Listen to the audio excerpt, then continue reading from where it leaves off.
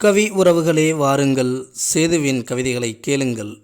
இன்றைய கவிதையானது கல்வி கண் திறந்த காமராஜர் அவர்களை பற்றித்தான். இதோ கவிதை.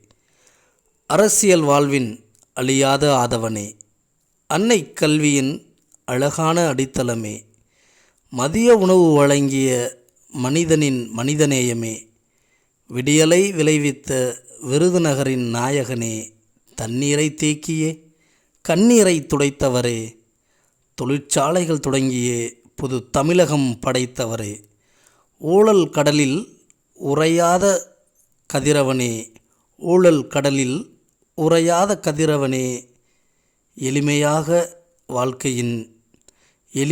வாழ்க்கையின் ஏற்றமான காமராசரே, வாழ்க உன் புகழ். நன்றி. கவிஞர் செல்வ சேதுராமன்.